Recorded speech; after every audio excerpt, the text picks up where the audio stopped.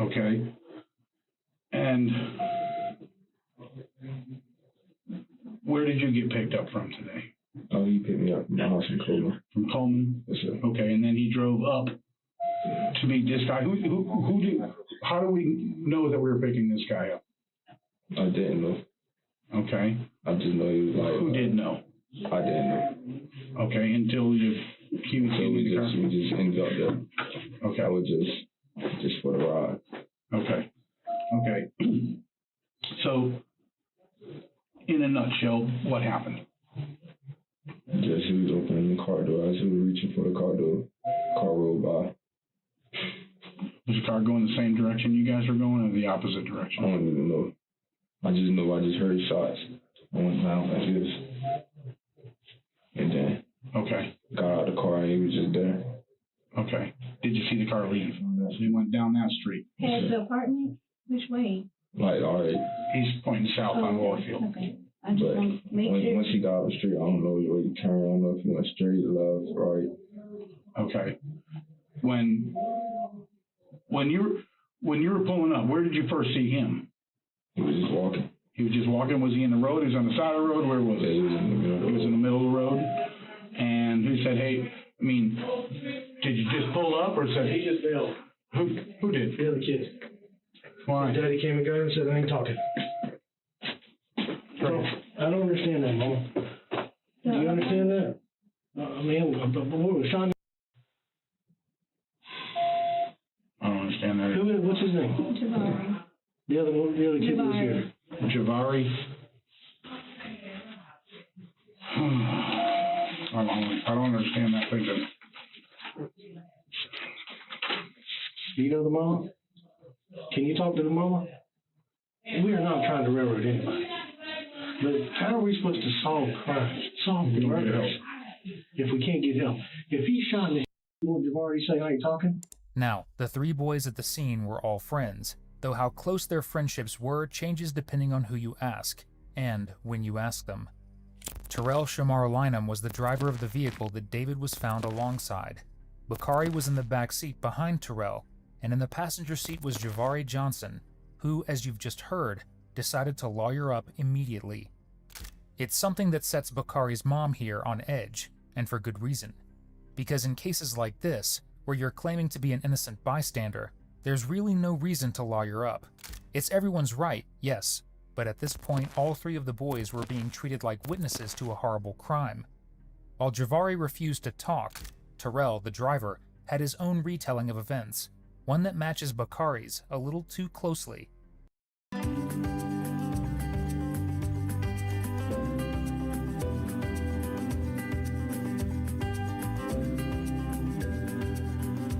Though he does have a little more heart.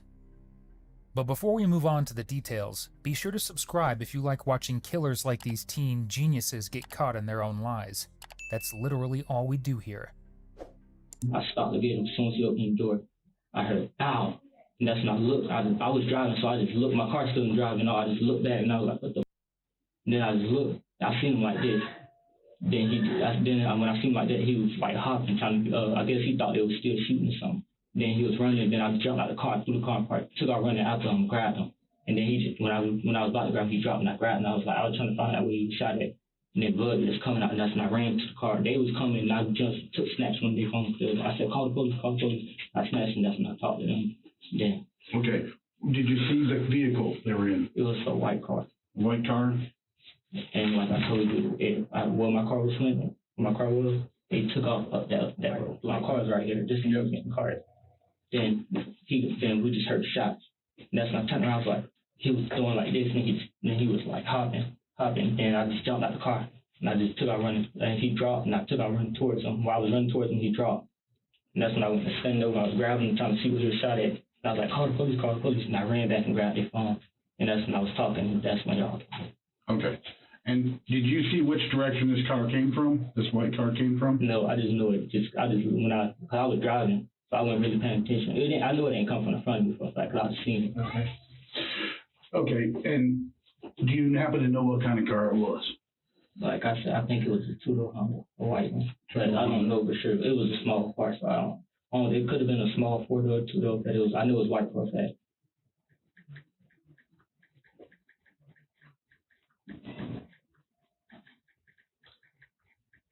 You don't know if it's two-door or four-door? but I know it was white for a fact. I'm thinking it's a Two-door? I'm thinking it's a Did you two. notice the windows with a dark tint? I wasn't paying attention. Okay. All I seen was like the car take off after it happened. Do you see how many people were in it by chance? The windows was, I don't think the windows was down. Or none of that. I can't. Okay, but you couldn't tell. No, Could you tell who did the shooting? no. I was just too focused on who was shot, what the bullet was. Cause I heard it, but I was like, I couldn't believe it. So I looked, turned around, and I was like, what? Then that's when I seen him. That's when I looked back, the car was still rolling. And then I just threw it in park and jumped out and took out around. Okay. This is difficult, Mm-hmm. but I need you to tell me the 100% truth, okay? Yes, sir. Does he sell? I don't know. There's a chance. I'm keeping. You know what we're talking about right now? Yes, We're sir. talking about, in terms Yes, of sir. crime, a murder is the Super Bowl, World Series, WWE Championship, all that. I'm saying. Nothing else. I know, like, he got in trouble for it by his Okay. parents before. Because no matter what you It's a say, chance. he's not in trouble. Yeah, He did. yeah, it's a chance. And it could be motive for the I reason understand this that. happened. Yeah. So everything about Yeah. this is only gearing towards to put him in jail, whoever did this, Mhm. okay? So, he's gotten in trouble for it. Yeah. Okay, Because that's how me and him started going to the same school. Because we started going to South Central. He got kicked out of, he got his parents. Y'all were getting together to hang out. Again, you are not in trouble at Yes, this sir. point.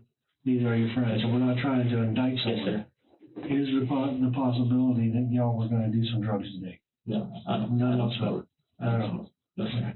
I'm not asking because I'm saying you do. I'm asking Yeah, because I know. that's I what we understand. I don't smoke though. What about your partners? Yeah. They Okay. smoke. is there any chance they could be meeting him to buy? No. Like we home. We ain't. They're just friends? Yeah. Okay. All right, and Because I don't want to play like that. Like if it was some drugs in our car, it's because they put in there. But I don't play like We're that. not looking for drugs. No, I'm saying like if he had something, I don't know. I don't care what we find in that car. Yes, sir. I'm trying to find anything involving this murder. Yes, sir. I don't care if I find. If it involves this murder, then I worry about it, but I don't worry about putting it on somebody. Yes. I worry about it connecting me to whoever did Yeah, this. yes, sir. Okay. So far, everyone's stories largely match up. Unfortunately for them, those stories don't match up with the evidence. Like the fact that David was actually shot while sitting inside the car, not approaching it from the outside. On top of that, Terrell has no problem admitting that David may have sold substances. Bakari, on the other hand, insists he had no idea. In fact, he insists he has no idea about a lot of things, something that his mother is starting to question more and more with every passing moment of the interrogation. I don't get it. I don't understand it. Why you wouldn't want to find out who killed your friend. Yeah, maybe it's just Dad's knee-jerk reaction. Hopefully, I think that's what it is. let's He's hope from he comes Miami. off of it because He's from Miami. So he, Well, if you can talk to Mama, that would be. okay. So you're driving up this way, and you see him walking. Okay. Do you know if you pulled off of this side of the road or this side of the road to pick him up, or did you just stop in the middle, or what? We just stopped like right in front of him. Right in front of him. Not like I'm in front of you, but like just like, all right, can I stand up? Absolutely. All right. Dude, you're not in trouble. You're not a suspect. I'm asking you for your help. Be like this, like this part in front of him, like so he can like walk up a couple steps and just open the door. Okay. And you didn't see this car coming from anywhere? No, Didn't even notice it, didn't observe it or nothing? no sir. And all you saw that when it's way up here, so when he leaves, did he have to make a big wide turn or a U-turn or anything like that to take off down that road? I just know you had to make, he didn't make a U-turn. I just know you had to make a turn. I don't know if he what kind of turn. Okay. I don't know. I just seen him like jerk the car to the side, and I just was it a black boy, white I boy? don't know. Do you know what part of the car he was sitting in? I don't know. I just seen the car. What was the car? It's a two-door Honda. Two-door Honda, and you're 100% it was a Honda? Or just a two-door car that you think might be a Honda? It was a two-door Honda. Had that little end, front end to it. Yeah. Cause I'm familiar with under Accord. Look, was it an Accord? Nah. Civic? Yeah. Okay.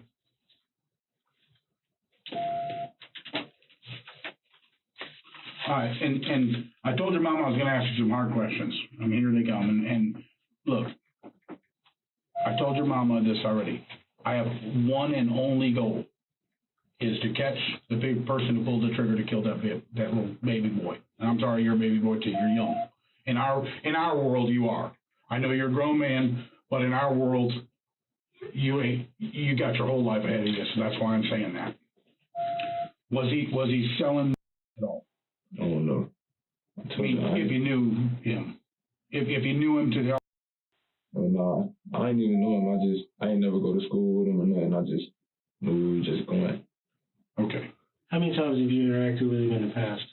A couple times, 3 or 4? Like, I'll see him I play basketball. I'll see him at a couple of my games there and there, but I ain't never, talked to him, associated with him. Out of the 3 of you, who was his friend? Terrell. The driver. Yeah. Did he have a swagger about him? No, he was normal. He Just a calm. He didn't have an attitude. Yeah, he was chill.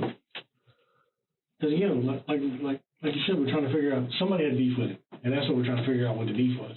And the only other possibility could be was they thought he was somebody else. Yeah, well, I don't know.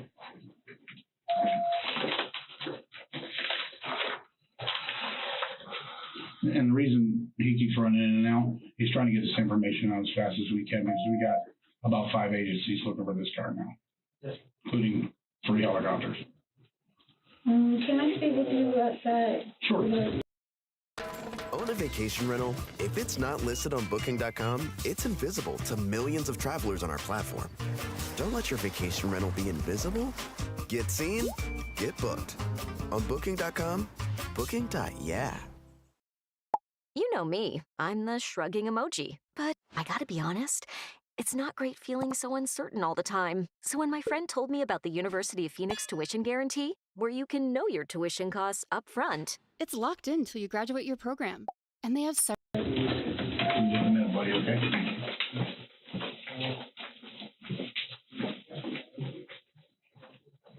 We're out this way. I'll say right one.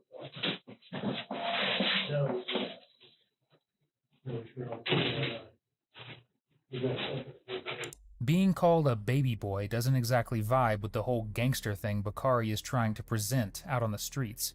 Neither does having your mommy in the interrogation room with you. But even worse than having your mom in the interrogation room with you is her asking to speak with the detectives privately, because out there, she can speak her mind. And in this case, it doesn't seem like she's the type to try and beg detectives to see her son's innocence, because at this point, even she is questioning it. A little while ago, I told the other young man that was in here, when you're talking about murder, you're talking about the crime of all crimes. The Super Bowl, the NBA championship, the World Series, everything. Nothing else matters leading up to that crime.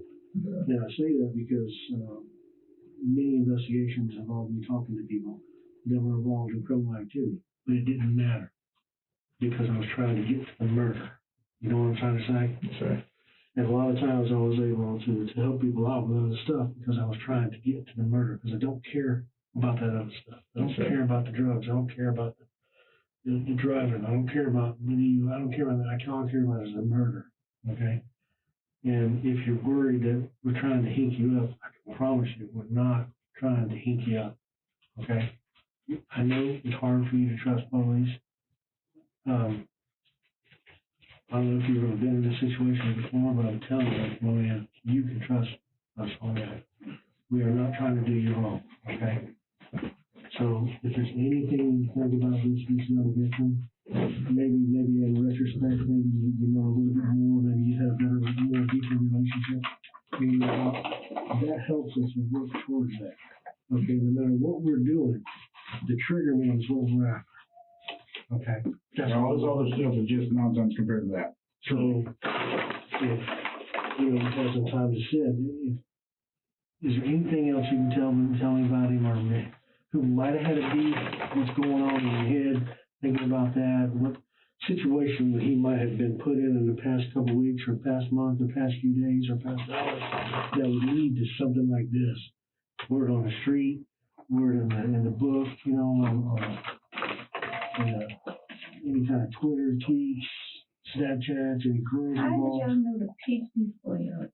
Why did y'all go to Wild West? How do you even know the driver? He always be with us.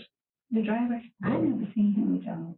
That's because he be at work most of the time, but we be with him sometimes. Like, he ain't like all around us. We be with him just like So sometimes. how did y'all know to pick him up? I don't know. I didn't know we was going to pick him up. So how did you end up in the car with him? They picked you up when you were in my house? No, we was all at the party. It was like, bro, come with me to pick him up, and I was like, all right. Because it was just us three at the Who party. said, come with me to pick him up? Red told me just come with him. Okay, so who told Red to pick him up? I don't know. I just went with him. I didn't think nothing like this would happen. So, You know me, man. If I knew something was gonna happen like this, I wouldn't have came. Well, that's not the point. Obviously not. Obviously not. okay, so which boy told Red to pick David up? I don't know, man. Who was in the crowd with y'all? It was just us three. He was like, So it was us three, and nobody, it just a cloud came out. you know, What it happened? was Conversation. me, Jabari, and was at the party. Mm-hmm. Jay called me, pick somebody up. I don't know if somebody told him to go pick him up. I don't know if. Did he get a text on the phone? I don't know. Was he Snapchatting? I don't know. Where was Vari? We was all at the party. So Vari didn't speak up at all either? So it was just y'all three. We all just got in the car and we just rode with him. We didn't think, oh, somebody gonna get shot today or, oh, I don't know. I just know we were going to pick somebody up. Did you know he was picking up David? Did he specifically say let's go pick up David, or No. he just randomly said somebody? Yeah, he said somebody, y'all want to come with me to ride and pick somebody up? That's what he said. Y'all ain't asked who? We wouldn't think he'll put us in a situation the way we gotta ask who. Okay. Talk about a mother's intuition. Her rapid-fire questions prove that for her, things aren't adding up. Not in the slightest. And for the first time, but not the last, Bukhari starts to sweat. Because in just a few moments, police are going to perform a gunshot residue swab. Okay, this is the same thing I did to Terrell, and like I told your mom, it's not to say that you shot him, okay? It's to say that you didn't, all right? That's exactly why we do this, because some time in the future, some lawyer's gonna ask me if I did a gunshot residue test on you. And I'm gonna have to answer them no if I don't do one, so, and that's never a good thing, especially in this kind of case, because there'll be 3 lawyers on whoever I arrest, trying to keep it from answering for what. So this is very simple. It doesn't hurt, doesn't do anything. That little black thing is a sticky pad. Okay? What I'm gonna have you do with this one is I'm gonna have you hold your left hand up just like this. I'm gonna take that sticky pad and do this. And then I'm gonna put it back in here. We're gonna do the same thing with the right hand. Okay?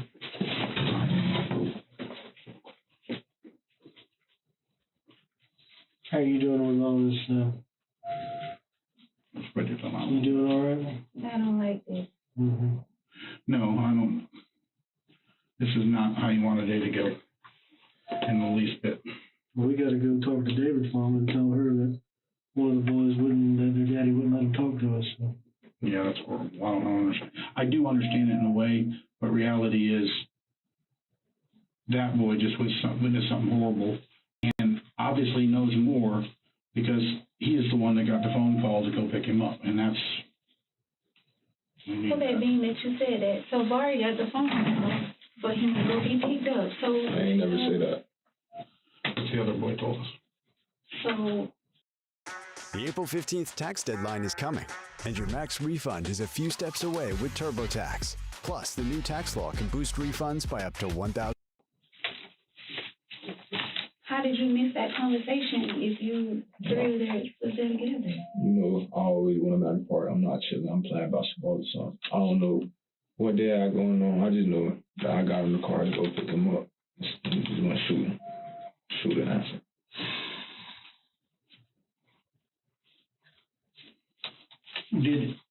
When he got shot, did he run? Did he move? Did he do anything? Yeah. He went to like stepping backwards. And then he just got down, like he didn't fall backwards like on his back. He sat down like Feel me? Like, and then just lay it down. Did the older boy have any kind of like remorse or? Yeah. He was like, call the police, and everybody just froze. And then he got my phone, and then he called the police. VAKARRI. Yeah. Because when he over got shot, he dropped his phone. So I picked his phone up. And I was trying to call the police, but on iPhones, you know, you got to type on the pad or whatever, and I couldn't use the emergency call. So he got my phone, and I gave him the phone. I said, "Honey, you call him because I don't know what to say." How long did that take to come back? This could take 3 days, it could take 6 weeks. No problem. I mean, I don't expect anything to be honest, but I have to rule them out. It's just part of it. Yeah, he had shot a gun the last couple hours today.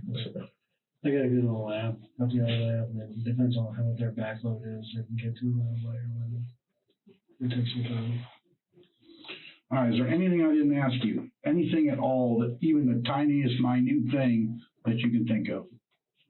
The least thing about that boy mama, no matter if you didn't know him, if it, whatever, you heard how his mother was breaking down. That's not right. He has a niece, he got sisters, he got his mama and his daddy, and they're real good people. I know his family. I love his mama. His mama's a great woman. She is a nice person. And I walk out. If you don't want to say it for me. But do what's right.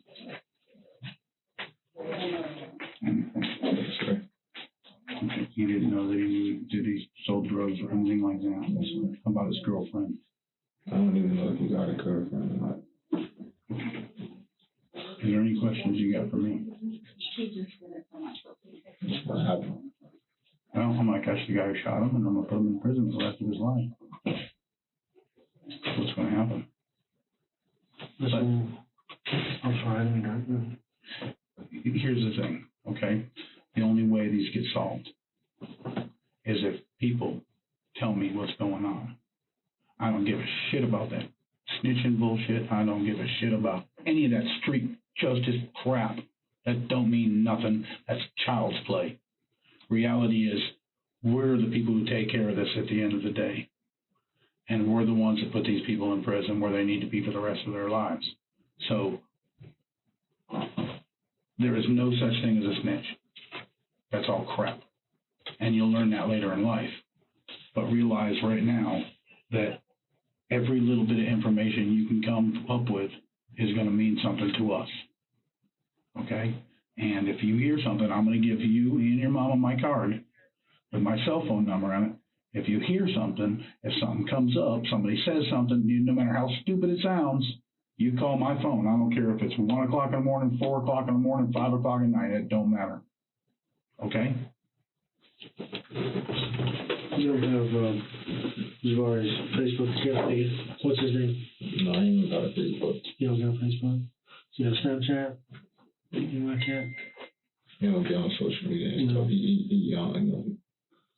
Well, I mean, I'll be honest with you. It looked like he wanted to talk. Looked like his mama wanted him to talk. Looked like his daddy didn't want him to talk. I don't know. I asked some I appreciate you talking. That is us. That's me. That's my cell phone number on the top end right there. Okay? And I'm going to give this to your mama. Well, I don't blame you. I don't blame you, but it ain't going to be for anybody. It's going to take a while. It ain't going to be for you. It sure as hell ain't going to be for TJ's mama. You know what I mean? And unfortunately, this is a horrible, horrible thing that you're not going to forget anytime soon. It's just going to stay with you for a long time. And I'm sorry, and I do appreciate you talking to me. Okay? All right, let's go see your mama.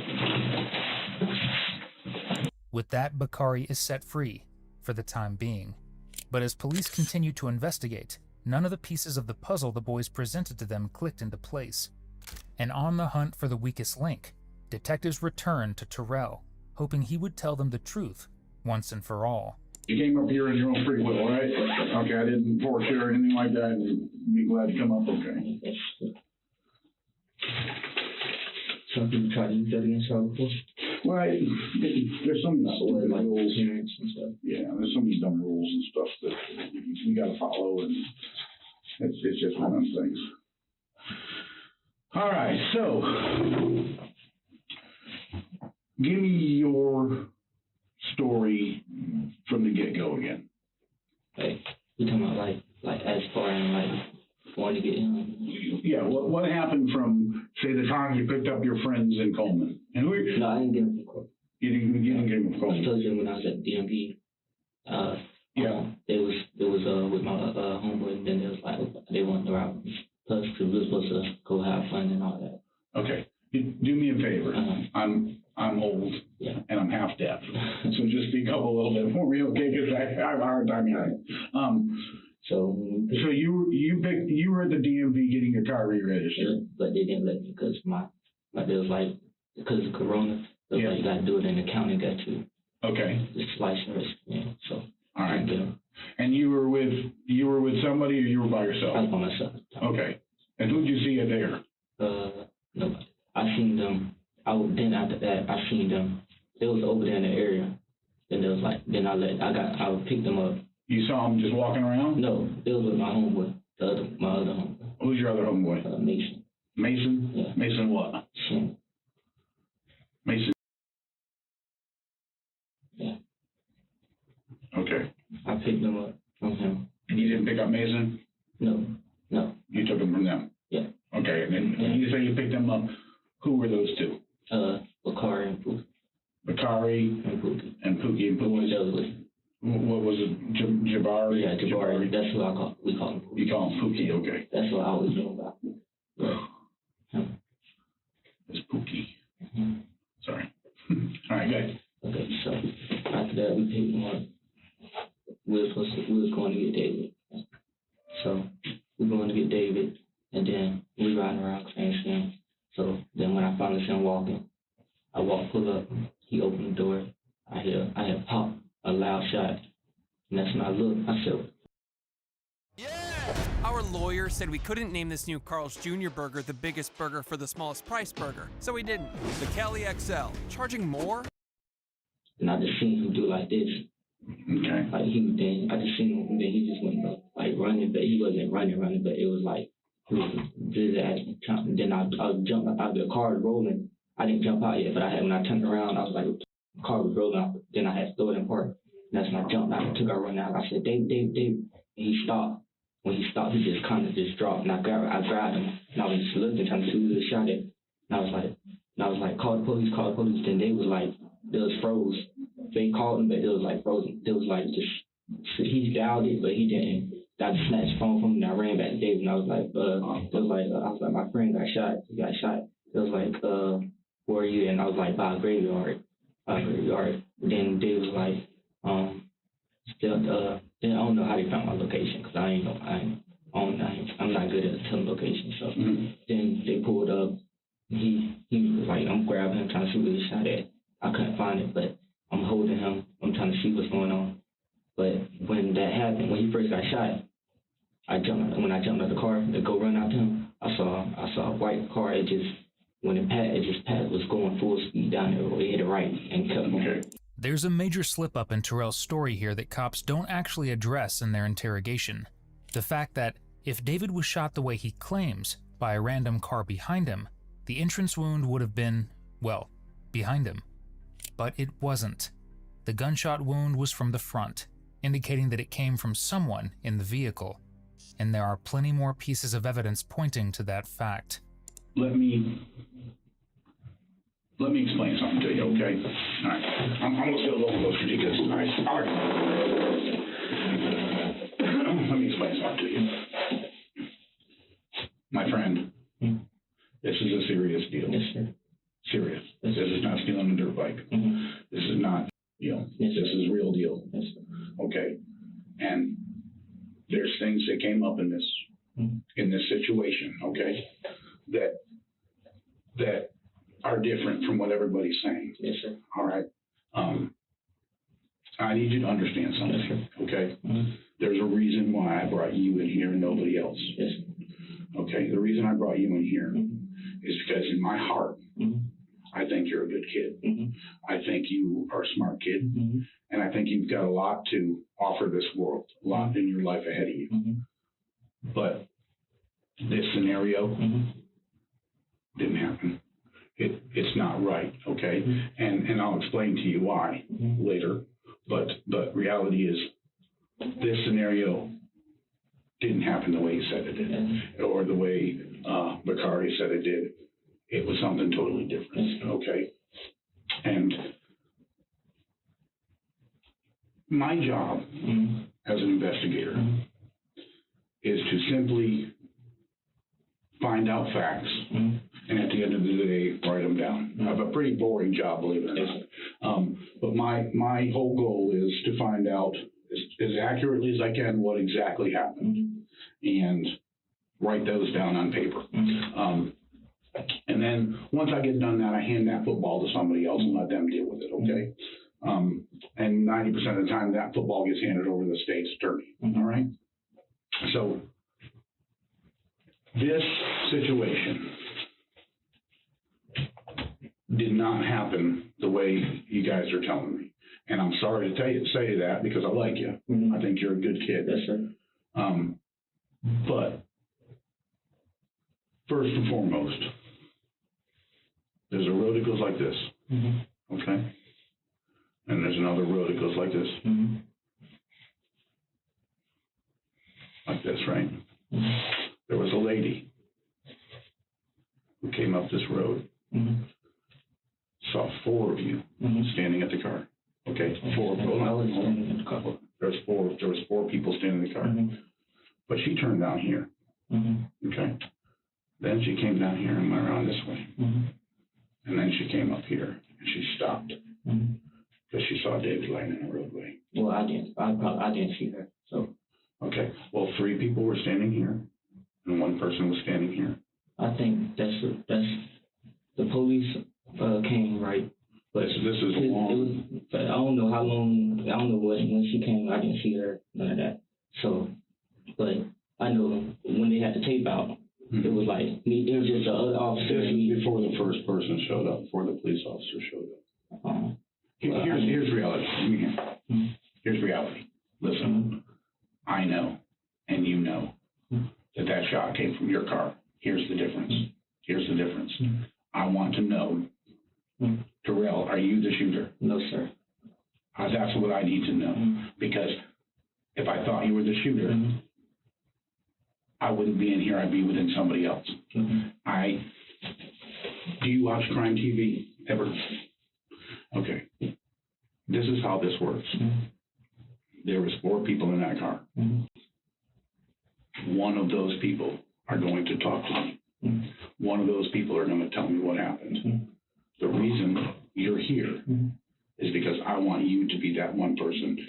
That one person is the person at the end of the day who gets shed in a totally different light than everybody else. That's the person that helps us, and we help them. If you have CalFresh, Medi-Cal, or SSI, you may qualify for a free iPhone 11, plus up to 10 gigabytes of data every month. Your application takes 2 minutes, and shipping is 100% free anywhere in California. Phones are limited. Visit airtalkwireless.com to see if you qualify.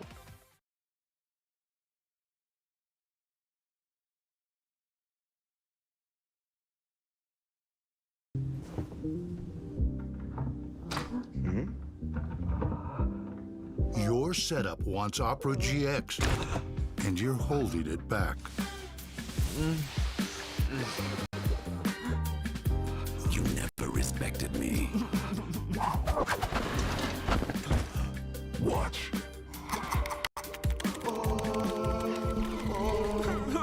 Upgrade to the gaming browser.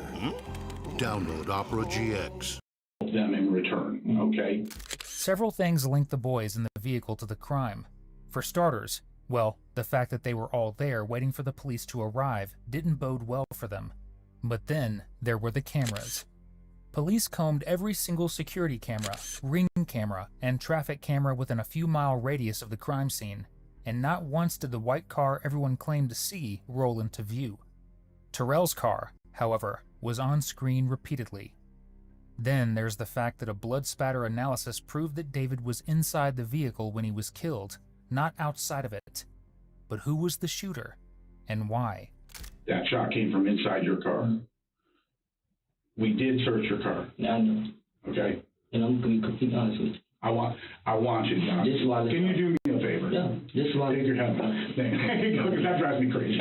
This is why I let you search my car. Okay. Because I know I didn't do nothing. Okay. That's why I was like, go ahead. Okay. Because I know I didn't do nothing. Okay. And I believe you didn't shoot. That's why I let you search my car. That's why I was like, the first thing was like, I was like, go ahead. Okay.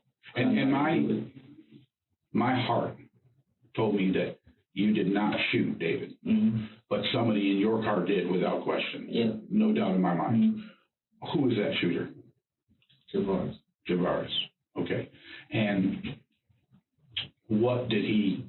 I don't know. What happened? I'm gonna be completely. I don't know why he did. Okay. I understand. I understand this. I'm gonna tell you the truth. Okay. We were dropping. They were just. They went to arguing for what I don't know. It was just like they went on the. It was basically you found. Yeah. It was David Lee. Okay. And then they just went to arguing about it. And then I'm driving. I'm not paying attention. I'm driving. Tell me what happened. So look, I pick him up. We get in the car. Like I said, we was really supposed to go all hang out and do all that. Okay. Because David, that's like my brother. That's why it hurt me so bad. Okay. Okay. That's why I was trying to save him. Because I didn't even know nothing like that was going to go down. Okay. So we get in the car. Well, he get in the car. We ride. Then he smelled it. Then they just start arguing about it. I don't know what they was had going on, but they was arguing about it. Okay. Then I'm driving. And what's his name is turned around and shot him. I said, boy, what? That's not David. I grabbed David. He jumped out of the car. David jumped in the car. I grabbed him. And that's when I had him on my arm and he was bleeding out and find out where his shot at. Okay. So let me ask you this. He turned around from the front seat and shot him. Yeah. Okay. Is that gun still in that car? Is that one of the guns you found in that car? Yeah, exactly. That's why I left him in there. Where was it? Where did it end up? I don't know. Because I don't know where they put it at and nothing. Because I like I said, I ran out to David. Well, I was told that there was 4 guys there, and David lay still laying on the ground, and we're missing one when we show up. No, it wasn't 4. There wasn't 4. I put my right hand on the bottom. Okay. Me, David. What did Javaris have to say? What did Javaris have to say? I didn't. This is what he said. He was like, I didn't mean to. That's what he said. I said, what? I really wanted to be at the moment, but my mom wasn't thinking. Okay. And he had a gun. He had the gun, and I didn't want him to try to shoot me. Okay. I understand that. It must have been horrible for you. Exactly, because that was like my brother. So I was like, we all like brothers. And you just turn around and shoot them. And he was like, I didn't mean to. But what were they arguing about? I wasn't even really listening. I just when he just turned around and shot him.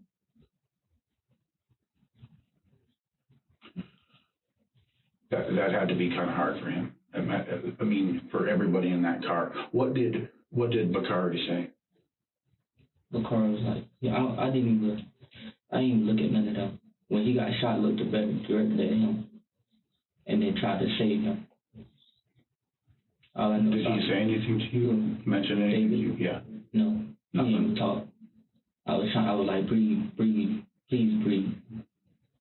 Okay. That was in the car in that little plastic bag. That's what David had with him. Yeah. And that's what they were arguing over, how to get up in the front seat. When David, he picked it up and threw it up there. Okay. How did the guns get in the back seat, in the trunk? That's what I'm saying. They must have tried to throw it in there. Did somebody open the trunk? I opened when they took the pictures. I opened the trunk for them. No, but when? No, you talking about, because it's like, you know how the cup holders in the back seat, you can put them down and it's like a little thing you can hit. That's probably how you put them in. And you go through it into the trunk. Yeah. Okay. Who put them in there? I don't know. Terrell knows exactly what kick-started the fight. David got into the vehicle with a bag of, well, green, and showed it to the boys. I mean, it was a holiday after all. But Bakari took the bag from David, telling him, I'm gonna need that. In that moment, David believed that he was going to be robbed, and he fought back. An argument broke out in the car, where Javari doubled down and asserted, "Yeah, we're gonna be needing that."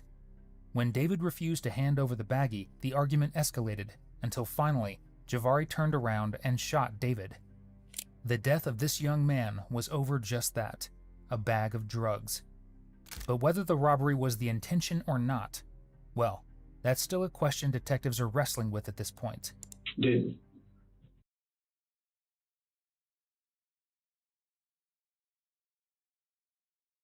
How you a part of it, but you snitch to try to separate yourself? But now all y'all already get hella jail time, but you snitched already. And tell me something about your bro, like this nigga a backstabbing ass nigga, bro. Like what the fuck? That's why I ain't really got no friends or nothing, bro. Like I'm really like just family, bro. Like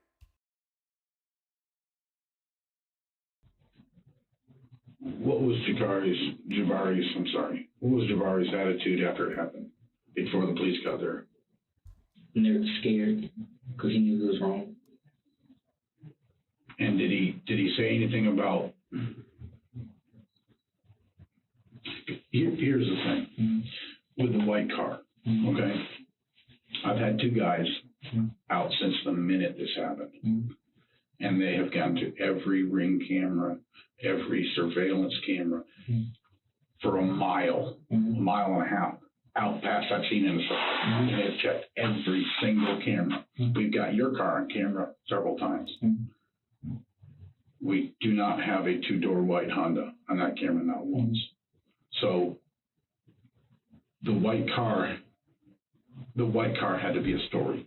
It had to be something, okay, we're going to say it's because I understand that. You guys are freaking out at this point. Holy shit, there's a bad guy, and now we're here, and I take care of my kids and my parents, so getting healthy food on the table matters. Project Food Box delivers fresh, high-quality local produce right to our door. The best part is it's covered by Medi-Cal if you qualify. Our health starts with the food we eat. Project Food Box provides free delivery and may be an existing benefit of your insurance at no cost to you. It's one less thing to worry about and one more way I can take care of the people I love.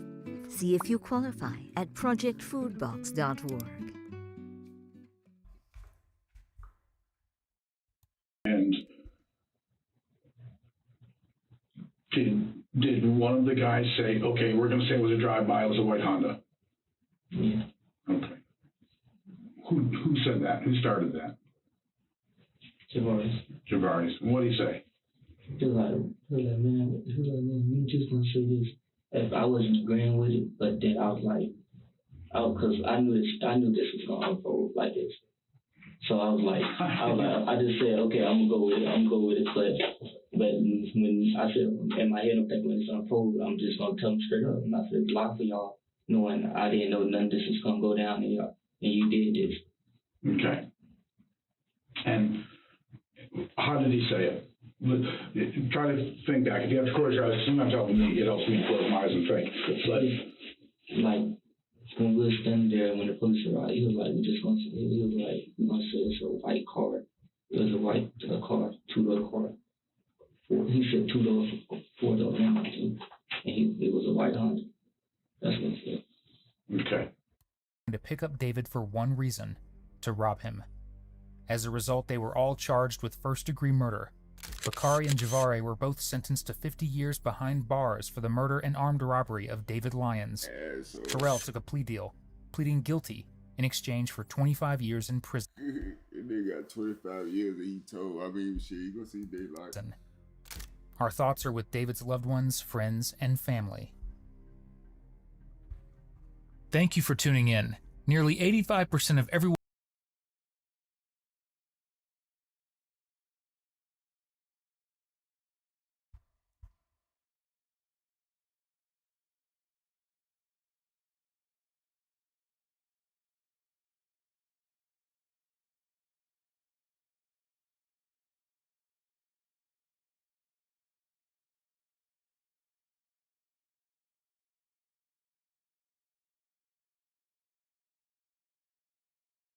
I really don't know what the fuck I was gonna watch because it ain't nothing to look at on everything I love.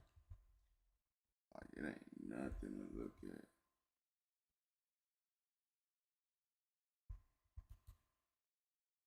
Nobody wins when the family feels. I ain't no friends. I don't want no new relationships. All that. Hey, I don't respect none of that, man. If you got something for me, man, they got plenty of niggas around me you could call. Man, nigga, it's plenty ways you could get in touch with me. Man, don't get on no internet and do nothing publicly. Don't do nothing. What's up, bro? With no publicity, none of that. And I'm good on the keys, gangster. When you buy cash, two keys come with the car anyway. Man, you bitch. I can't wait. But on another note, Shakur, while we was gone, I got a call, you know what I mean? Because the little homie young boy place got broke into. People went in his place, disrespected different things, and you know, I got a call about it. And the little homies that went into this place want to make that right because they understand that, you know what I mean, young boy family is okay with me. And as you can see, homie, to make a long story short, I got your keys to your Rolls Royce, I got your keys to your McLaren, you know, all that they took, and the homie, Shakur. I want him to know that you moved on to bigger and better things. Hey, man, he a cheater, y'all. Oh, shit. That's mob shit. Nigga, she made it. Oh. Hey, you are. She made it. For real, man. Y'all about to see me bounce back through all this shit, nigga. I'm still gonna ball on that little bum ass, nigga. Fuck you, man, nigga. Big get it back. I'm the bag, nigga. This conversation might get uncomfortable. Fam, we starting to know. He recorded that after the situation.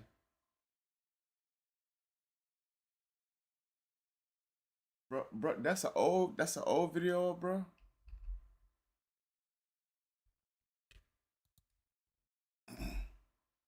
All this shit, nigga. I'm still gonna ball on that little bum ass, nigga. Fuck you, man, nigga. Big get it back. I'm the bag, nigga. This conversation might get. He said, "Hey, JR, ain't that a blessing? After all that happened." That's my nigga JR straight. This a plan of the year. Uncomfortable. Fam, we starting to notice what many people online calling a pattern surrounding J. Prince Jr. Some even say that playbook looks very familiar, almost identical to tactics people once accused his father of using years ago. Now, within the last 24 hours, a young man from Louisiana found himself all the way in Houston. Reports say he's an aspiring rapper, but more importantly, he's known to be very close to Baton Rouge superstar NBA Youngboy. Somehow, that trip would end up in gunfire. Now the internet has been asking the same questions ever since the news broke. Why did this happen? And even more importantly, why was J. Prince Jr. there? Well, today, we want to break that down, because once you start digging into the details, you realize the situation may not be random at all. In fact, it appears there were already tension building between the suspect and J. Prince Jr. long before the shooting ever happened. And from what people close to the situation are saying, it might have all started over one woman. Now, before we even get deeper into this story, there's an important detail. Authorities say the person accused of pulling the trigger was at first the victim, and somehow in the middle of all this, an affiliate who may have had nothing to do with the original issue still end up getting shot alongside his partner. And as we all know, I don't care how tough somebody think they are, whether it's your city or somebody else's state. Once firearms enter the situation, anything can happen. And if Houston sound familiar in stories like this, with J. Prince Jr. being involved, that's because it should be. This isn't the first time an incident connected to upscale areas, rap politics, and alleged street pressure surrounding people close to J. Prince Jr. Many people still remember the night Migos rapper Takeoff lost his life during a late night gathering in Houston. And now, another violent situation is putting the spotlight back on the same circle once again. So today, we're gonna break it down. Who the victim is, the alleged shooter, his history, the rumored tension between J. Prince Jr., and why some people believe rap politics may have played a role. But before we go over this one, I want you guys to remember, I don't give you no angle, I just give you the story. So with that being said, make sure you like, comment, and subscribe. We're gonna jump right to it. Now, after Hearing all this, some people may look at the way J. Prince and the family move and say it's janky. Others say it's strategic. Most just say be on point. But when you really start connecting the dots, this latest situation may have been strategic as well. Because a lot of people might have forgotten about something that happened a few years ago involving NBA Youngboy and his entourage. Authorities at the time say there was an alleged shootout on the highway involving Youngboy's crew and Detroit's rapper T Grizzly's camp. Tonight on the deadly shooting involving local rapper NBA Youngboy. We're told the rapper, whose real name is Kentrell Golden, was leaving the Trump Resort near Miami. I thought this was somebody from I thought the person that did this was somebody somebody that was from Louisiana. I thought they were I didn't know it was like T Grizzly people or whatever. Or am I tripping? Someone started shooting. Now, one man was killed. We also learned that a woman and a 5-year-old boy were also hit. However, both of those people are expected. Were shot at and allegedly against another rapper, T Grizzly. So then they exchanged some type of words, and then the two rap camps then, I guess, opened fire. I don't know which camp did, so but this I know.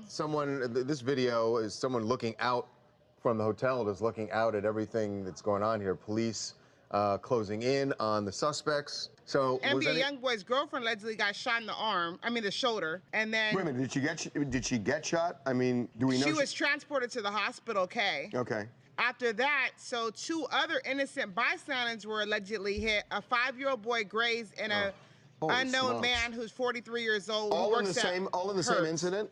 Yeah, they say that a 5-year-old got grazed and a Hertz person got shot also, who had nothing to do with it.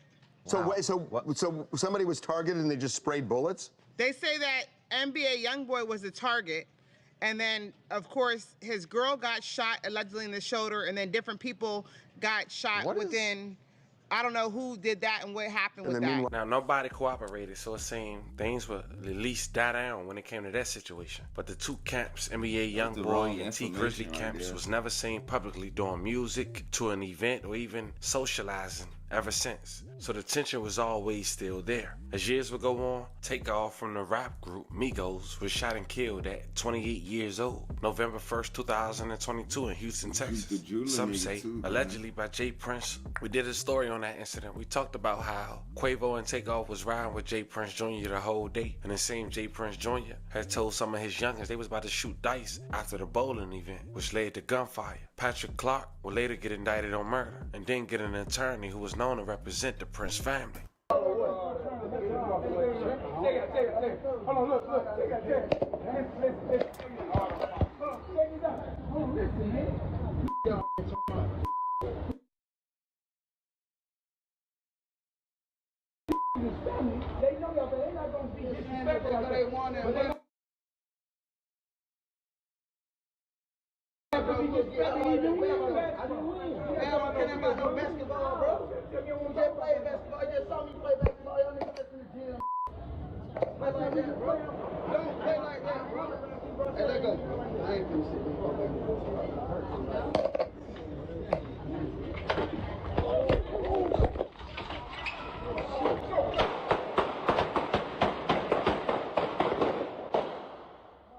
Now since then, J. Prince Jr. has revamped Mob Ties Records. He have a label with Honeycomb Brazy and Finesse 2 Time as 2 of his biggest artists. But recently even Finesse 2 Times has came out and voiced his opinion about being on the label. And the reason I mention this is because some say the fallout was over a female. I'm just being honest.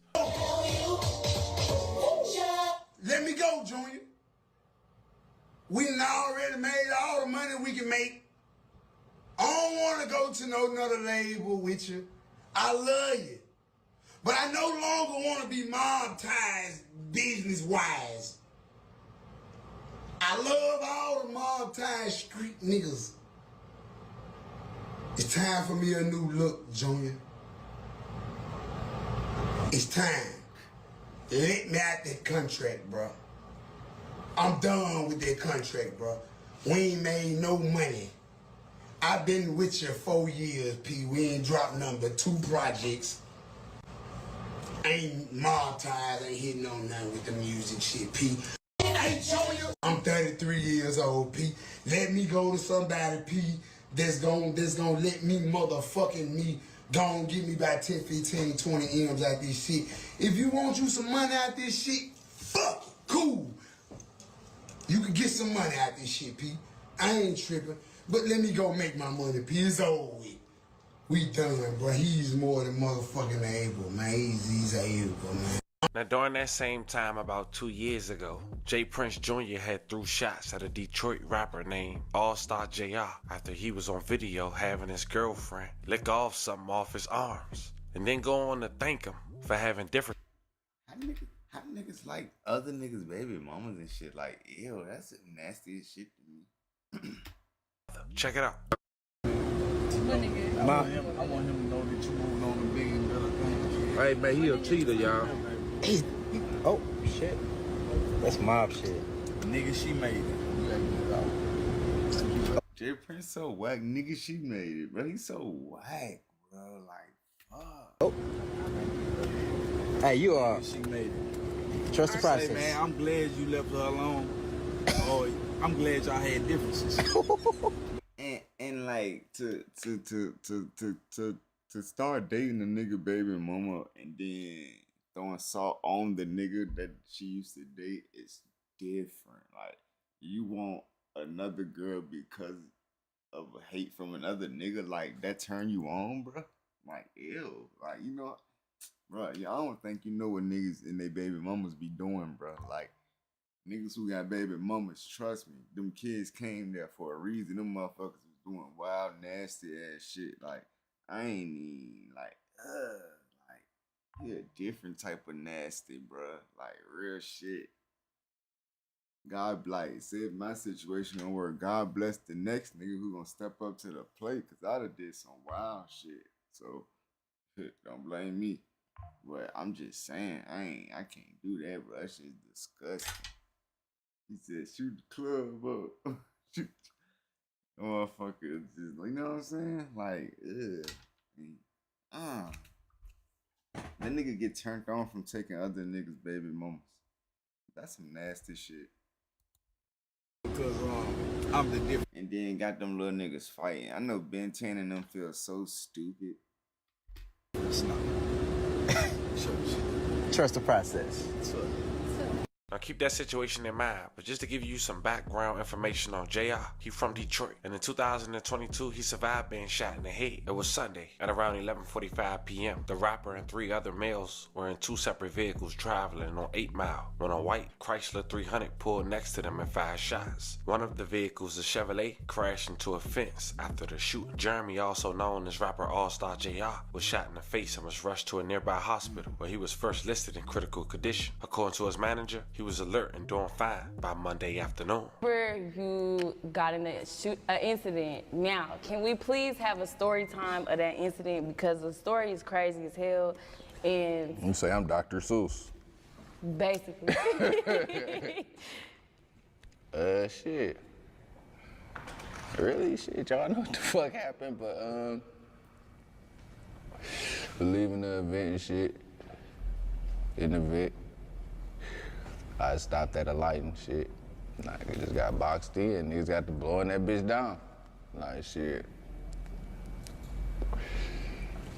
I smacked it to this tree and shit. I didn't really smack it, so I hit that bitch though. Shit, got out that bitch. And really the most fucked up part was just waiting out there for the whole ass. Like, nigga, it was police out there. I tell the nigga, like, I'm good. Like, just get me to the hospital. The nigga was like, all right, we gonna get to it. That kind of scared me. Oh, shit, I might just die for And this is the police telling you, like, hold up. That nigga like, hold on, we gonna get to it. Like, nigga, they say this shit to get to. Like, I need to be tended to. Nah, nigga, my head hanging off. That nigga look like my But, shit, I just was out there a long ass time though, for real. Right. And, the ambulance ended up never coming, so I ended up like, they put me in the back of a police car and shit. So the whole time, They had you riding in the back of the police car? like, I was getting arrested. We riding and shit. They was taking me to Sinai Grace. With the Nick Vape is cruise. And right when we... I know that nigga smell like frankincense. Like, I know he be wearing hella frankincense. A-glass nigga. That nigga Jay Prince whack as hell. I knew we was close because I'm staying up. I ain't like going to sleep or nothing. I knew we was close and shit. And then I just heard one of them say the wildest shit like, I can't quite remember where it's at. Like, they didn't remember where the hospital was at. That's what I just knew. Like, man, they want me to die in this bitch. No, you hear all, so, okay. Yeah, I'm up. I'm like, man, let me drive. Fuck it. Like, actually, I hadn't said that, though. It was just a bunch of bubbles of blood and shit. I thought I said that, though. So leading up to before the actual incident, okay, so you know how people say that they can feel when something bad is gonna happen to them? Mm-hmm. Did you have that feeling? Yeah. So kind of explaining, like, were you kind of like, the whole day, or was it just like during those moments? Really, it was like the day before. Like that whole weekend, I'm like, man, that's what my cousin said. Damn. He said, bro's ready. Damn, I ain't even gonna, but damn, my cousin said the same shit. Like, he felt that shit leading up that whole week. He just felt crazy. Damn, something ain't right. And like that shit happened on a You Sunday. know what it was, it just ain't But the real. wildest shit, I had a show somewhere else Friday. And that bitch ain't got shot up. Don't knock book me, y'all. Niggas ain't gonna shoot up no more of my shows. But hey, that bitch ain't got shot up. But that shit ain't even had shit to do. I ain't know what the fuck's going on. Just Right. niggas niggering in that bitch or whatever. But like, nigga, I just felt it. Like, I just knew something was off, but I couldn't put my finger on it. But like with that type of shit, just being outside and shit, I ain't like panic and shit. Like, I be feeling like that shit, it's not necessary. I can't say like that shit inevitable, but that shit ain't, like, everybody be getting shot. Like, especially like niggas from my city, like most of our top artists done got shot.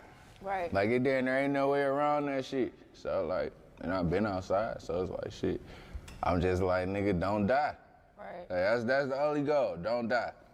You figure all that other shit out, don't die. And was that your first time getting shot? Yeah, I don't just be running around getting popped up. I know that you said that there was a bunch of people that got shot around you, so you weren't the only person at Definitely. that time that got shot. Definitely was not the only person. A couple of my cameraman / my friend, my nigga Ant got shot. You got shot? Yeah, he got shot. Oh my God, was you thug? You was thugging it. thugging. I know that's right. I know that's right. We fall down, but we get up. So now you got a little backstory on All-Star and Jay Prince Jr. On April 8th, 2026, Houston, Texas, Jay Prince Jr. get word that All-Star Jr. here. Funny, they both got Jr. in their name, huh? So what Jay Prince Jr. do, instead of handling it himself, like other situations that we talked about, he called his youngest. But this time, he called Ben 10, a man who's known to be under NBA with NBA Youngboy. Imagine showing up to a nigga low. JR small too. That nigga, he like probably my size, probably a little taller. The nigga that was trying to take his chain was so big, but he couldn't get it. The nigga getting beat up, pistol whipped, and nigga managed to get the nigga gun from them and turn it on their ass, start blasting. Like, that's the worst way to go out. Like, being 10 and I'm like, I don't give a damn. Like, if they come back, if niggas come back doing all that gangster shit after this, I don't know what's wrong with these niggas. Like, 'cause that shit crazy.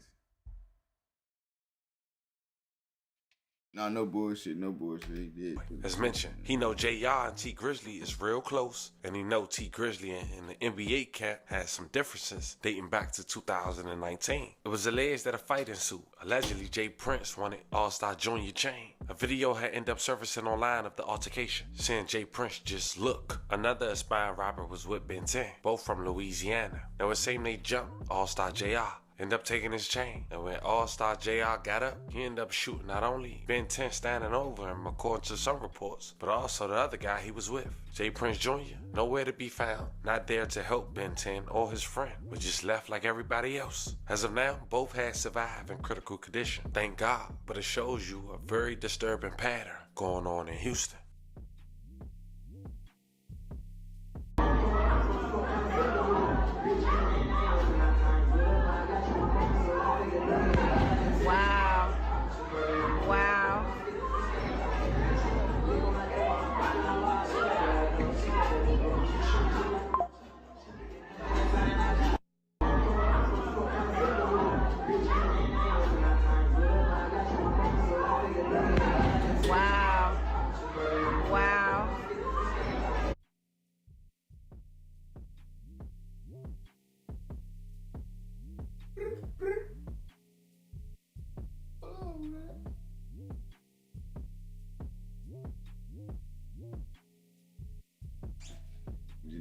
nigga JR got it. HPD says that 2 men are in very critical condition after a double shooting at a bar and restaurant in Upper Kirby. ABC 13's Chaz Miller is live this morning outside Confessions on Kirby near Richmond. And Chaz, police say that this all appeared to start with a robbery attempt, as we understand. That is what they're telling us. Is them niggas going to jail for attempted robbery? Like, what the fuck we talking about? Like, huh? That's what I want to know. Mika, that this started when 2 men attempted to take gold chains from another man and ended in gunfire. Now, at this point, it's unknown whether or not those 2 victims, police tell us, are those same 2 people they are accusing of trying to take those chains, or if it was 2 bystanders who were shot. But whoever pulled the trigger is currently not in custody. According to HPD, police say 2 men were trying to take those gold necklaces from a guy. They wound up in an altercation on the ground, the owner of the chains being badly beaten. According to police, a lieutenant says others then joined in. Sometime during... They can't lock JR up. Like, he's straight. Ain't no way they can lock bro up. What you think, bro? During that part of the fight, our victim, who was originally looked like he was being majorly assaulted by several people and getting his chains ripped off, he presents a pistol. We don't know where he got it from, but he got it. Must have had it in his pants the whole time, but he got it out and started shooting randomly. Ends up hitting 2 people. Those are our 2 victims. Now, that lieutenant said that suspected shooter ran off after those shots were fired. At this point, no identities have been released by the Houston Police Department. They said that there were people inside the restaurant, 20 to 30 people when this was happening. They said some of those people stayed on scene and have been cooperative. They also say they have good video, but at this point, nobody is in custody. Reporting live, I'm Chaz Miller, ABC 13 Eyewitness News. Now, when you really sit back and look at this entire situation, it raises a lot of questions, fam. Because at the end of the day, one thing we know about the rap industry is that personal problems have a way of turning into public situations very fast. And when those problems follow people across state lines, things can escalate before anyone even realizes what's happening. I don't know what's going on with Texas, but it seems like that's the destination spot as of now. Now, there's still a lot of details surrounding this case that authorities are continuing to sort out. And like always, we're going to wait for the facts to come out, and before jumping into conclusions, I'll make sure I give you guys that update. But one thing is clear, the situation once again put the spotlight on a circle of people that seem to find themselves connected to controversy, tension, and sometimes violence and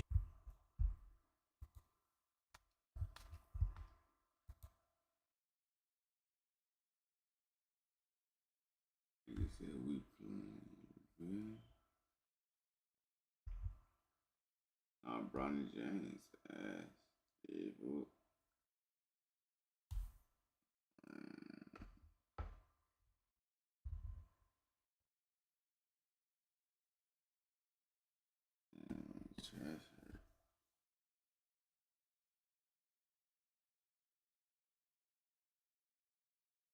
Ain't nothing to watch.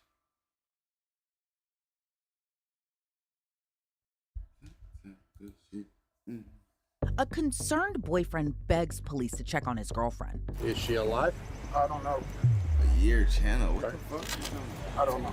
But is the concern a desperate plea or a performance? You want to chance it?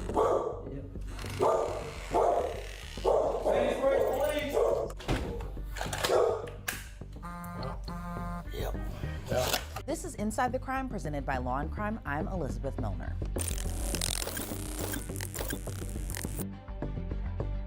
Prosecutors say this man knew his girlfriend wasn't okay.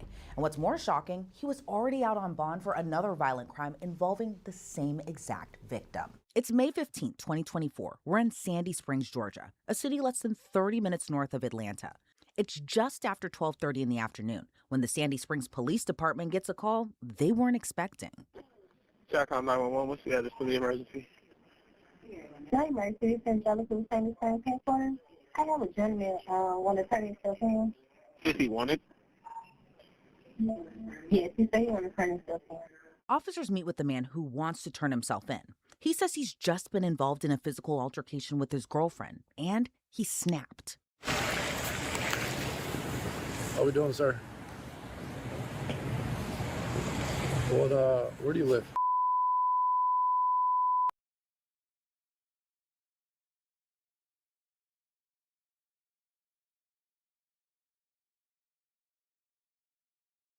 Okay, so building H. Okay. What transpired? We had a fight Okay. Tuesday morning, and drunk.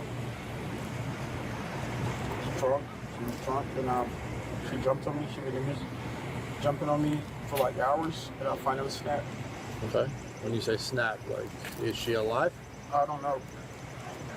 Okay. I don't know. I hope she is. When you left her, was she alive? She was unconscious. I don't know. I can't tell. Okay. Do you live in? Yeah. Does she also live there? Yeah. Okay. What's her name? Amber Kelly. Amber Kelly? Is that Kelly or EY? Kelly. Okay. Do you have any kids in the house? No. Animals? Just you and her? Just a dog in there. There's a dog in there? Big dog, little dog? Big dog. Big dog. What's the dog's name? Carrie. Okay. Kind of an, I don't want to say odd situation, but I'm gonna ask you for consent to go in and do a welfare check. Is that something you're okay with? I want to make sure she's okay. I don't know. Okay. I don't think she's okay. All right, well. Do you have any weapons on you? No. All right, go stand up. Put your hands on your back. Right now, you're being detained. Yeah. All right, you're not under arrest until we can figure out what's going on. Hey, give me 1 sec, boss. I'm gonna run to 4600. Yeah. Figure it out. Yeah. Hey, He's getting his murder card.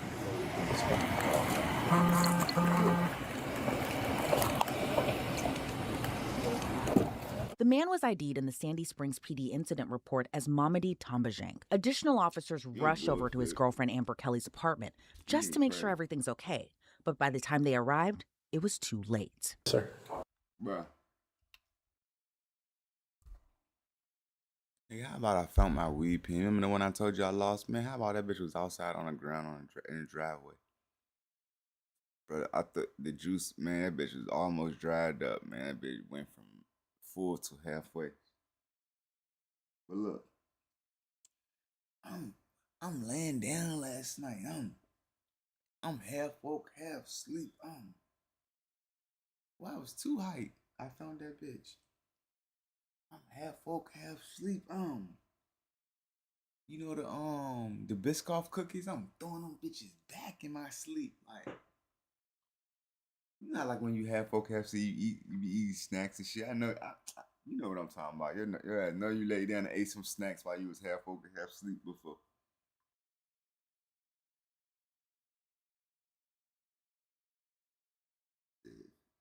My shit echoing. You?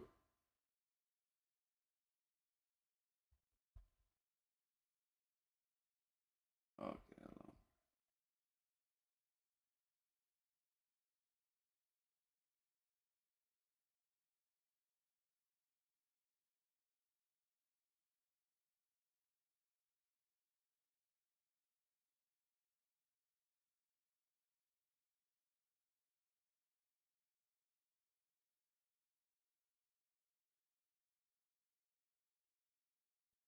You? Are you on back?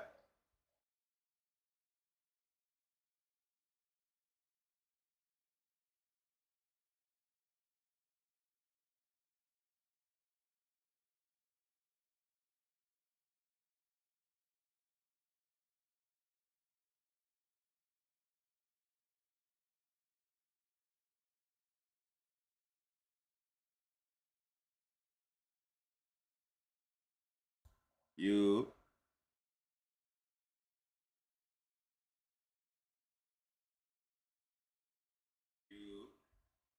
Okay, there we go. Bro, I'm laying down last night, bro. I'm eating the Biscoff. I'm eating the Biscoff cookies and shit. I'm throwing them bitches back. When I say, bro, I'm throwing them hoes back, bro, I was throwing them bitches back, bro. I'm talking about, nigga, I get to, but like, man, I'm half woke, half sleep, bro.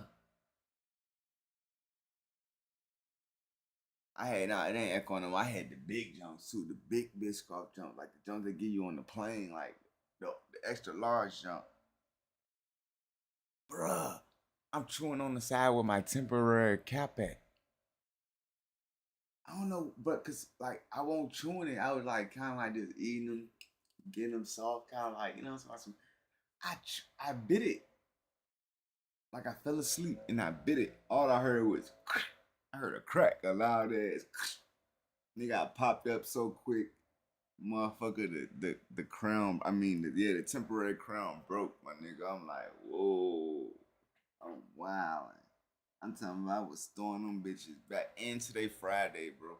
So like, man, the dentist closed. So, bro, I called this morning. They got me in that joint, bro. They put the joint back on, bro. Like, man, bro, if I had to go the weekend without a crown on that bitch, bro, that bitch was starting to hurt too. That bitch was naked. I get the permanent crown on Tuesday though, so I ain't eating nothing else. But I ain't eat no more hard shit until this shit done, bro. I'm scared that bitch gonna break this weekend. I gotta go light. I'm chilling this weekend. Chill. Yeah, I was throwing them bitches back, bro. All I heard was that bitch was so loud. Like, I get up, I spit the crack out, my teeth came out with it. Like, what the fuck? Yeah, man, nigga, wild, bro. Damn, man, I can't wait to get this shit out. Them bitches was too good, bro. Like, when I say that shit was too good, bro, oh my God.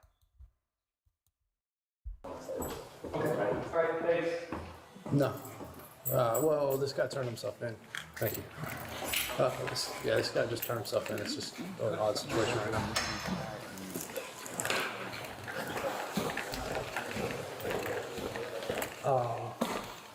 Where are they? Near the south side? Oh, you are? You want to come here? Come here with me then. I'll meet you at the front. All right, bye. It's your Friday, bro. We off this weekend. What we doing? You ain't the only one off, nigga. What's up? What we doing? What's up? What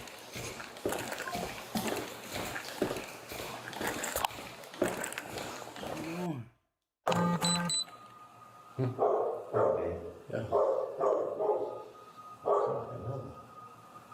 He said with that one dog. Let's hit New York. Shit, I wish. Sandy Springs, please. Nigga said, let's hit New York. We're gonna have to go on YouTube and pick. Let's hit New York. That we gonna hit New York like that. Get on GTA and hit some role play, nigga.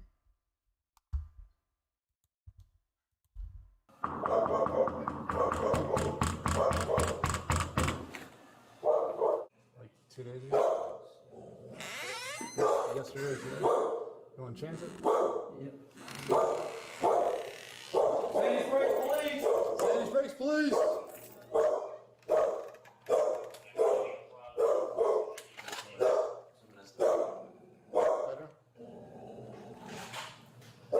Sandy Springs, please!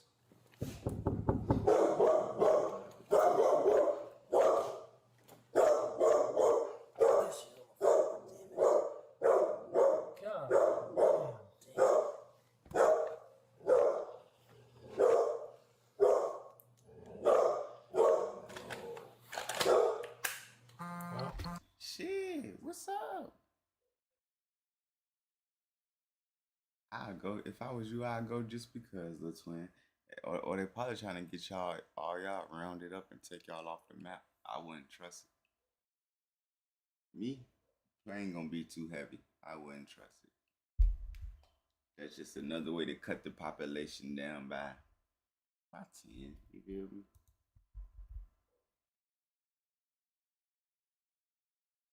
I should have went to that Kanye shit, man. Fuck, I was scared, bro. I thought they was gonna goddamn do some wild shit, but that shit was, I thought Raw Wade shit was wild. Now Kanye can, it's like niggas ain't just sitting around on no sad shit. Everybody in that bitch turned like that. That John looked crazy.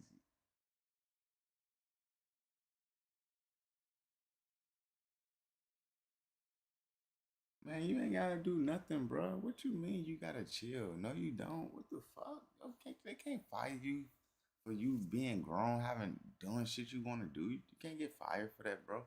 The fuck? You gotta live your life, nigga.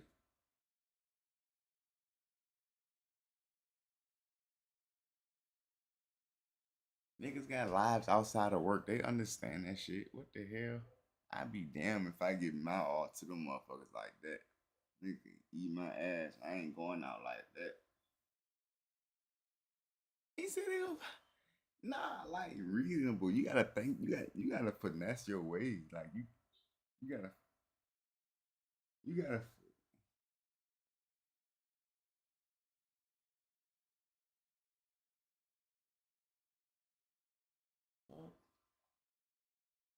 you gotta finesse the system, little bro. You gonna get it though. He said I've been finessing. He said I can't do no more. And nigga said he done did everything he can damn near do at that jump. You gotta reset then, bro. You gotta go 6 months strong before you start doing shit again. It's reset mode. My job ain't got no reset mode. We just gotta call off like a month ahead of time. If it's like how I just did Saturday and Sunday, like you gotta do it ahead of time. I can get a week off next month. Boom, easy. Just gotta put that joint in. But now I need my hours though. It's my son's birthday, my kid's birthday this week. That's the only reason why I did it. God damn, what? I'd be like, who you talking to? You ain't talking to me. I told you what to say. Say, you ain't talking to me? Say, shit, me? You ain't talking to me? Shit.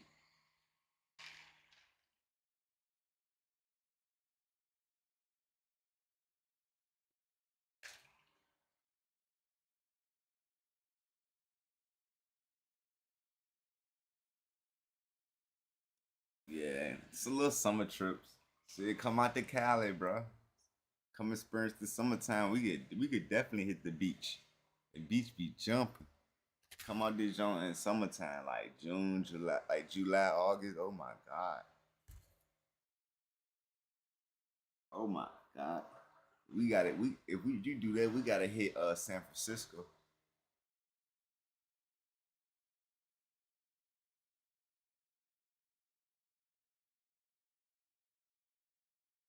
Hey, goddamn Coachella Fest, man. We gotta go through that for 2 weeks. A little bit. We put a little bit in the put a little bit in the both of them. The let me see.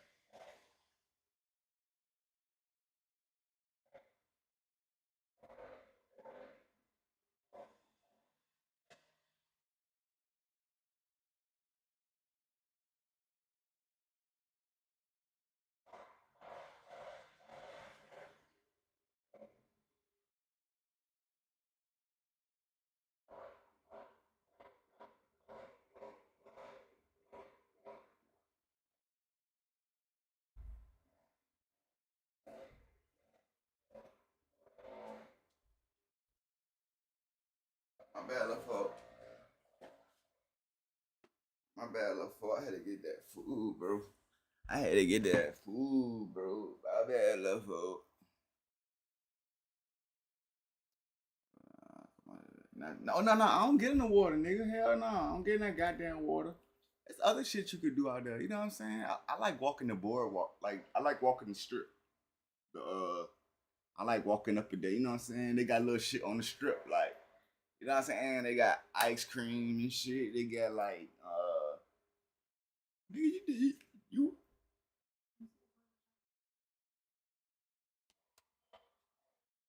And you can make sure the door closed all the way. You know how it is, like on GTA. It's that shirt right there. You could move it the way. You know how it is on GTA. Like, it got different shit down the boardwalk. You know what I'm saying? That shit dope. I don't fuck with the water though. Hell no. I like smoking on the beach though. That shit dope as hell. Can't beat the beach though. That's one thing that is nice out here, the beach. It ain't shit to look at. Like, ooh, that fan dead. It's time to put everything on a charger.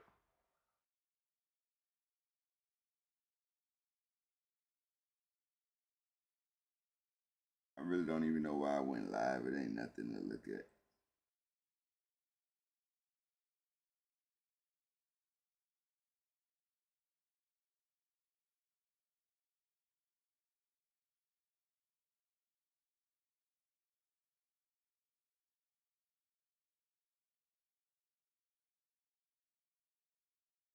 NBA games on, man. Shit, hard.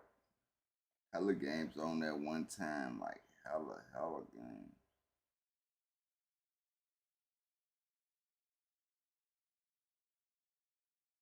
Alright, let's see, bro. Can we find something to watch? I'm about to get up off this bitch. I ain't gonna lie to you. I've been watching Raising Kanan. I swear I was gonna watch 2 seasons in 1 month. Nigga, I'm on the 3rd season already. Damn near almost on the 4th. Like, when you seen it before, you run through it, damn near skip it. Like, some parts you don't even want to see. Like, yeah, they go. Shit whack, bro. We 17 that streaming university.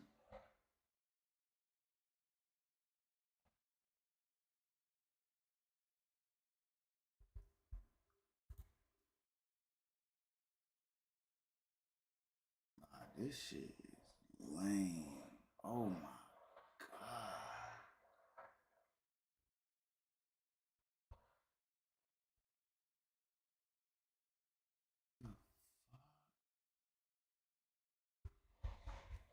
Oh, he not playing. I thought he was playing. Lakers playing right now?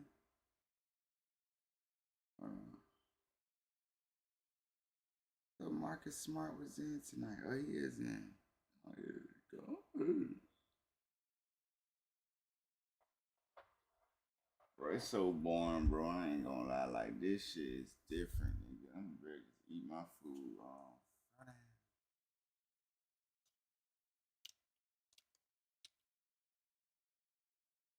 I ain't trying to crack my teeth again. I gotta eat slowly.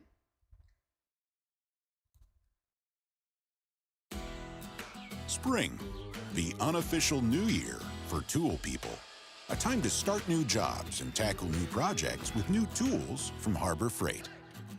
Whether you're a pro or just like doing things yourself, we've got the quality tools.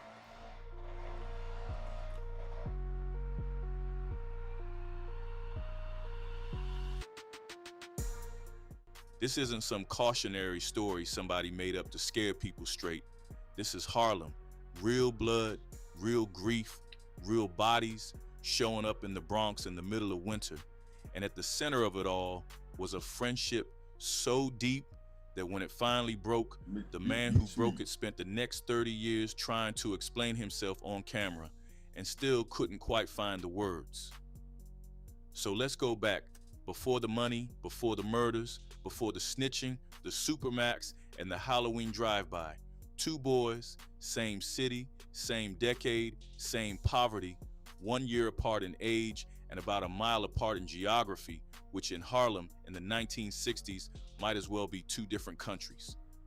Richard Thomas Porter is born July 26, 1965, in the Sugar Hill section of Harlem. His mother is Velma. His sister Patricia arrives less than a year later. His baby brother, William Donald, will not be born for another 12 years. Alberto Geddes Martinez is born June 8, 1966. East River Houses, 105th Street and 1st Avenue, Spanish Harlem, what the neighborhood calls El Barrio. Puerto Rican descent, no father in the picture. A single mother, a project hallway, and older men on the corner making decisions that look to a 13-year-old boy like freedom. Before we talk about what these men eventually became, we need to spend a moment with the world they were born into. Harlem in the 1960s and 70s is already on its knees. Deindustrialization has gutted the employment base. Redlining has stripped the neighborhood of investment for decades. New York's fiscal crisis in 1975 nearly finishes it off entirely. Then crack arrives and everything accelerates. Between 1984 and 1989, precisely the years these three men build their empire, the homicide rate for black males aged 14 to 17 more than doubled. Cocaine-related hospital emergencies jumped 100.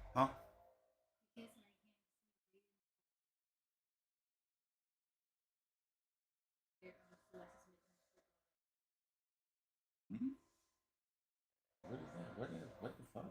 I don't know, but I don't feel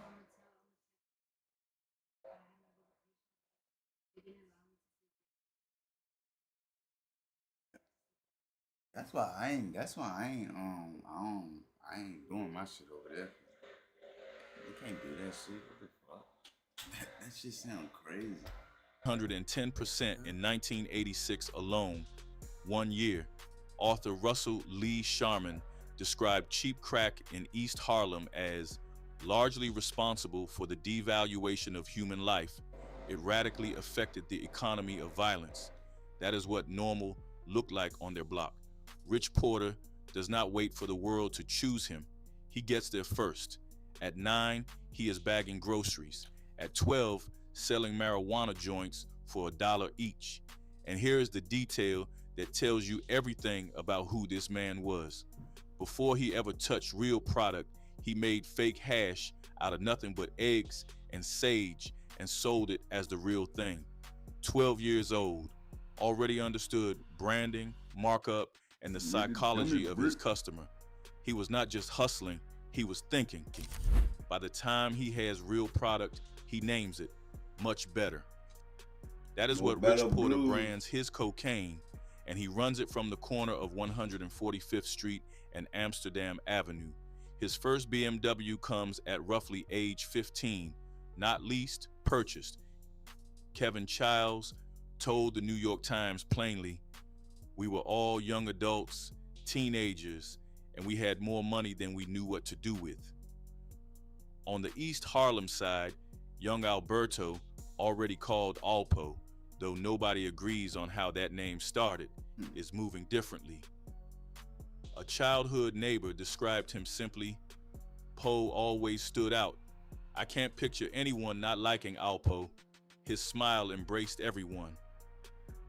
Scrappy, 140 pounds, electric, he learned violence before he learned volume. Then there is AZ. AZ Faison Jr. is born November 10th. Join Planet Fitness for 1 cent down, $15 a month. No commitment. Deal extended to April 16th. If you got hit, even if you were not driving, you need to try this. Because if you were in a car accident in the last year, you could be owed a large cash payment and not even know it.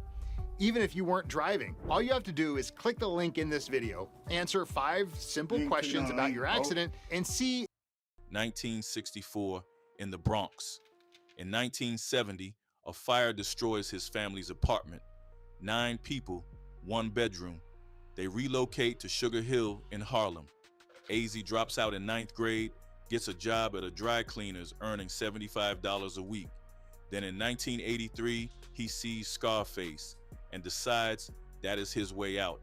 He meets a Dominican supplier named Lulu at the dry cleaners, takes his first package.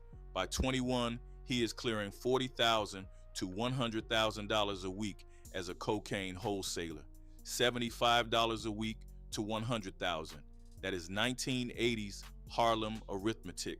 AZ and Rich are childhood friends from around 13.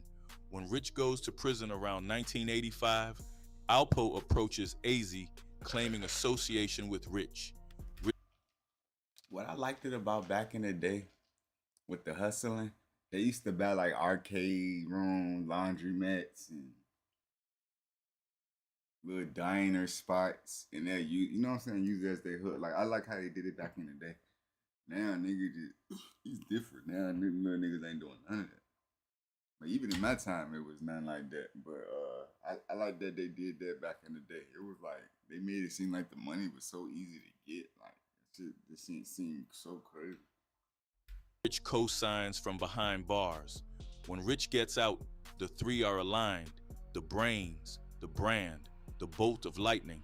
Harlem is about to have its hands full.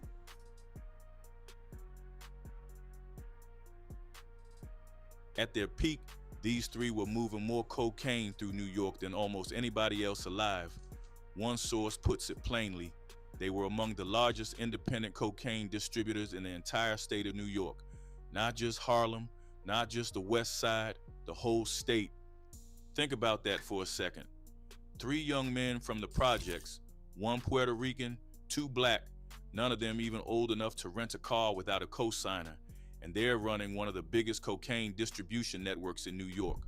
Not the mob, not a cartel, just 3 kids from the same neighborhood who cross paths at exactly the right moment. The operation works because each man brings something the other 2 do not have. AZ is the infrastructure, quiet, methodical, business-minded. He deals in powder cocaine and keeps himself several layers removed from the street level. His supplier is a man named Richard Fritz Simmons, a shadowy figure out of 112th Street who moves between 300 and 500 kilos a month and keeps so low a profile that the FBI barely knows his name. Fritz is the kind of man who makes history without ever appearing in it. Rich is the brand. Everything about Rich Porter is a statement.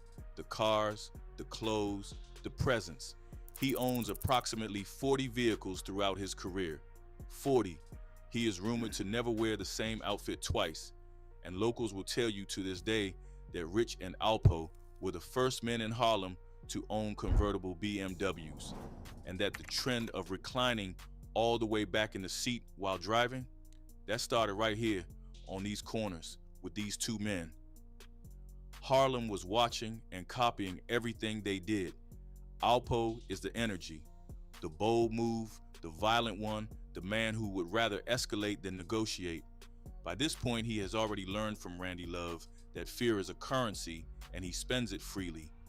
Where Rich moves like a CEO and AZ moves like a ghost, Alpo moves like he wants everyone in the room to know exactly who he is. Hip-hop notices before law enforcement does.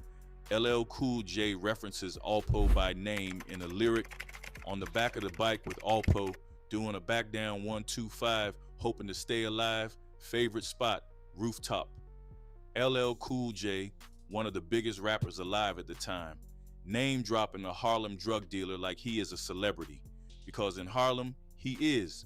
Their Gucci leather suits, the fur coats, the chains, an entire generation of rappers from LL to Cameron is biting their aesthetic, putting it on wax and calling it culture. They are not just running the drug trade, they are accidentally inventing what cool looks like for the next 30 years of hip hop. Then, August 21st, 1987 arrives.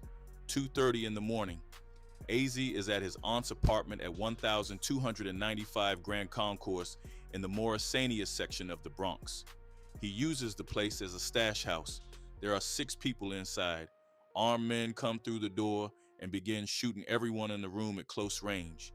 3 people died that night. Myra Enoch, 50 years old, Joan Blue, 44, Charles Parker, 23. The New York Times covers it the next morning, August 22nd, 1987, under the headline, 3 are slain and 3 are hurt in a robbery tied to drugs. It reads like a crime brief. It is actually the beginning of the end of an empire. AZ is shot 9 times, twice in the head, once in the neck. He is taken to Lincoln Hospital in critical condition and placed under 24-hour armed guard.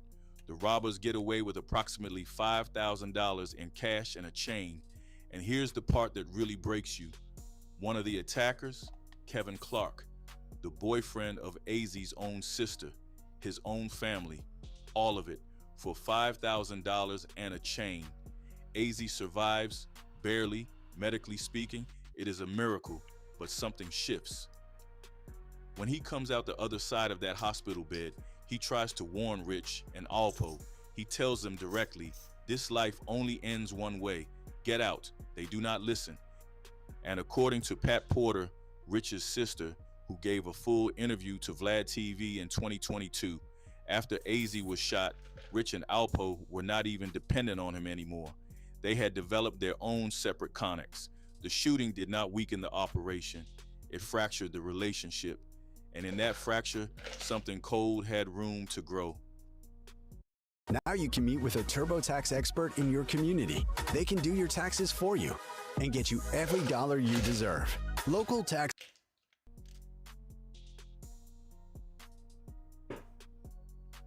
By 1988, the empire looks intact from the outside. The money is still coming. The streets still know the names, but AZ is pulling back, and when the wholesaler pulls back, the architecture shifts. Rich and Alpo are now operating on separate connects, meaning each man has his own supplier, his own pipeline, his own leverage, which sounds like independence. What it actually is the end of shared truth. Alpo comes to believe that Rich has been robbing him, not with a gun, with a price. The way it allegedly worked, Rich was the one who physically went to the Connect to pick up product for both of them. When the Connect lowered his prices, Rich kept charging Alpo the original rate and quietly pocketed the difference, $3,000 to $5,000 per kilo, every transaction, for months. Alpo confronts Rich once. Rich denies it. Alpo gives him a second chance. Rich denies it again. In his own words, from a 1999 prison interview with Feds magazine, later cited by the New York Times, Alpo said, I gave him the opportunity to tell me the truth not once, but twice. That is the official version, Alpo's version. And here is where I have to be straight with you. It is the only version we have. Rich Porter never got to answer those accusations. He never got to sit across from a camera and explain himself. Whatever the truth was between those 2 men about those kilos, it died with him. Alpo may have been right. Rich may have been completely innocent. And we do not know. We will never know. And that ambiguity is not a footnote. It is the whole point. There is also a third theory, one that Alpo's own son, Paparazzi Poe, raised publicly. He claims his father told him the real reason